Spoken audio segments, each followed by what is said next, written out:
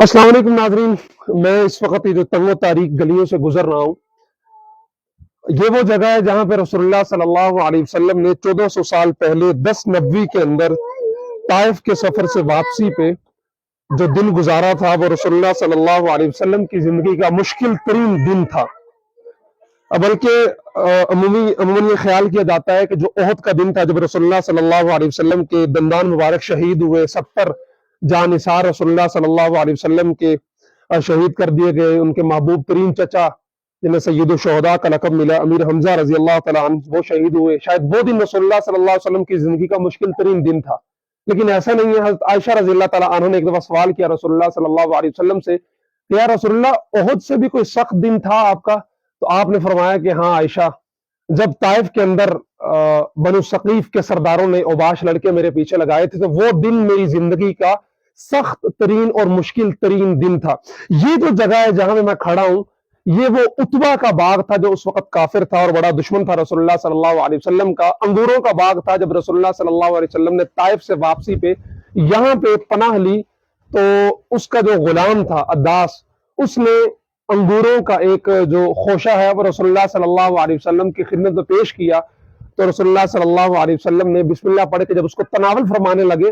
تو عداس نے کہا کہ آپ یہاں کے لگتے نہیں ہیں، کیونکہ یہاں کے لوگ کوئی بھی چیز کھانے سے پہلے اس طرح کے کلمات پڑھتے نہیں ہیں۔ تو رسول اللہ صلی اللہ علیہ وسلم نے فرمایا کہ میں مکہ سے آیا ہوں اور نبی ہوں، اور اس طرح سارا واقعہ ہے۔ تو جب اس غلام سے پوچھا کہ تم کون ہو، یہاں کیا کر رہے، تو اس نے بتایا میں نینوا کا رہنے والا ہوں اور یہاں پہ غلام ہوں۔ تو اس کے بعد جب ساری بات چیت ہوئی تو اس نے رسول اللہ صلی اللہ علیہ وسلم کے ہاتھوں پہ اسلام قبول کر لیا۔ یہ واقعہ ہے 10 نبوی کا، اور اس سال کو تاریخ کے اندر عام الحزن کے نام سے یاد کیا جاتا ہے، یعنی دکھوں کا سال۔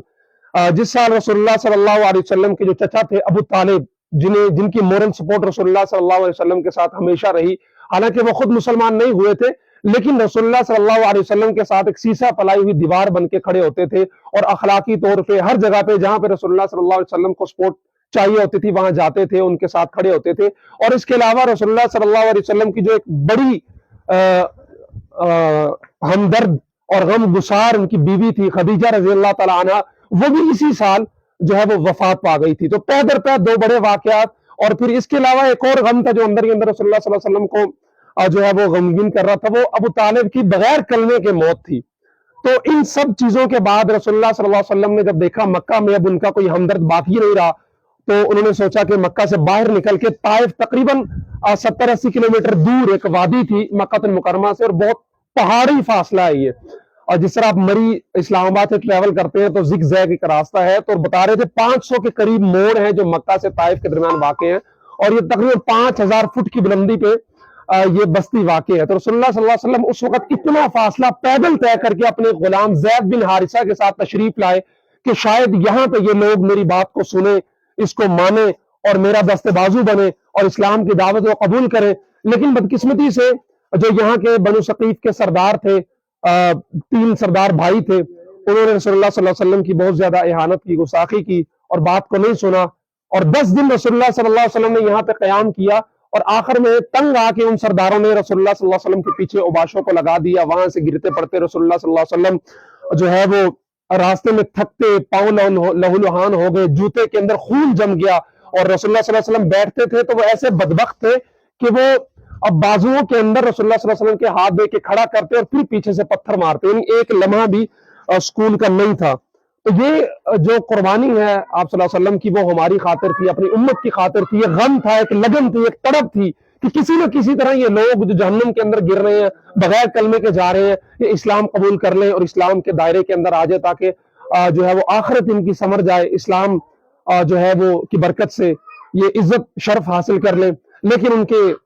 قسمت کے اندر اسلام نہیں تھا۔ تو کرتے کراتے یہ وہ جگہ ہے جہاں پہ آگے فائنلی رسول اللہ صلی اللہ علیہ وسلم کو تھوڑا سا سکون ملا، ایک باغ تھا، یہاں پہ پناہ لی۔ تو وہ غلام جیسے میں نے بتایا عداس آیا، انگور پیش کیے، رسول اللہ نے کھایا، بسم اللہ پڑھا، وہ اسلام قبول کر لیا،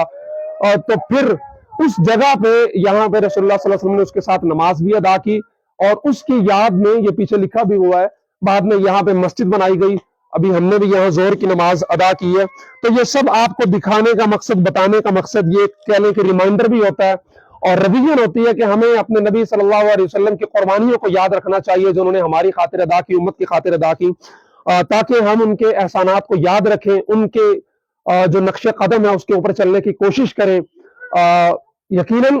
ہمارے اعمال ایسے نہیں ہیں کہ ہم ان کی بدولت یہ دعویٰ کر سکیں کہ انشاءاللہ قیامت کے دن ہمارا بیڑا پار ہو جائے گا۔ ہمارے پاس ایک ہی چیز ہے جس کا ہمیں آسرا ہے، جس کا ہمیں کہنے کی امید ہے، وہ رسول اللہ صلی اللہ علیہ وسلم کی شفاعت ہے، اور یہ شفاعت اسی صورت نصیب ہو سکتی ہے جب ہم رسول اللہ صلی اللہ علیہ وسلم کی جو لایا ہوا دین ہے، جو ان کی شریعت ہے، جو طریقت ہے، جو ان کا راستہ ہے، جو ان کے فٹ سٹیپس ہیں، ان کو اگر فالو کریں گے تو انشاءاللہ قیامت کے روز اللہ تبارک و تعالیٰ ہمیں رسول اللہ صلی اللہ علیہ وسلم کی امت میں سے اٹھائے گا، اور انشاءاللہ جامع کوثر بھی ان کے ہاتھوں میں سے نصیب فرمائے گا، اور انشاءاللہ اللہ تبارک و تعالیٰ ہمیں اسی شفاعت کی برکت سے جو ہے وہ جنت میں اعلیٰ مقام عطا فرمائے گا۔ اللہ تبارک و تعالیٰ ہمیں رسول اللہ صلی اللہ علیہ وسلم کے نقش قدم پر چلنے کی توفیق نصیب فرمائے۔